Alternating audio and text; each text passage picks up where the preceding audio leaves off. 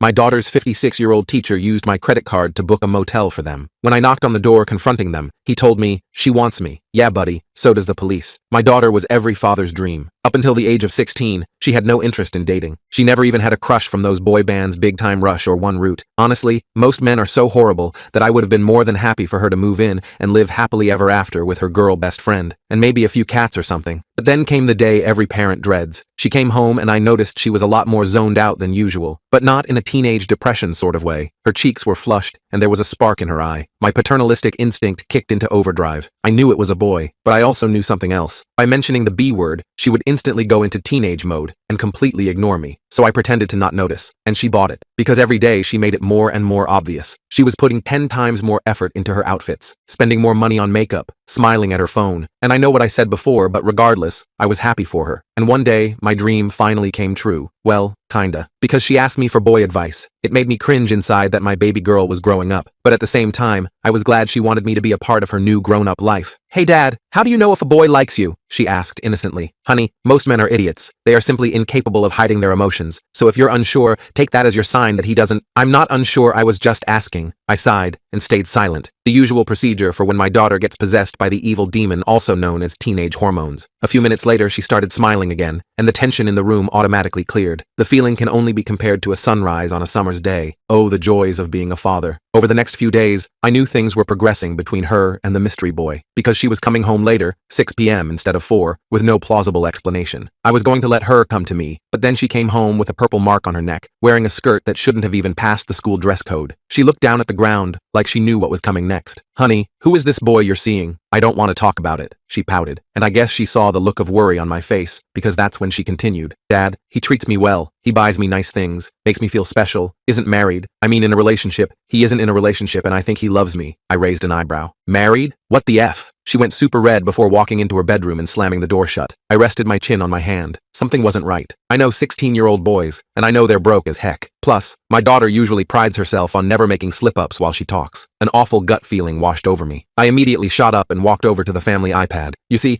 I noticed years ago that its camera roll was synced up to my daughter's. Obviously, I never told her this. Usually, when I click on it, I just see dozens of screenshots from Instagram or Snapchat messages involving trivial drama with her friend group, or the occasional flower crown selfie. But this time I saw something much darker, because sitting right there in the recent photos was her and her boyfriend. She was sitting on his lap. This would have been fine, except I recognized his face. It was Mr. Dalton, her English teacher. Suddenly, it all made sense. The extra smiles in the parent-teacher conferences, his constant praise of my daughter. In the parent group chat, they were recently talking about how we should get him a gift to celebrate his oncoming retirement. Bile rose in my throat. I wanted to grab her phone, find his address, and beat his A until his brain was minced meat on the sidewalk. But I knew this was a sensitive situation, and I didn't want my daughter to never trust me again. So instead, I walked to her bedroom and knocked on the door. When she said I could come in, I gently entered and sat on the other side of the bed. I was ready to take full advantage of her. "Darling, I just want you to know I support you no matter what. I hope you and your boyfriend are happy together, and let him know that I wish all the best for him." Her face lit up, just as planned. "Thank you, Dad. You're the best." She then gave me a huge hug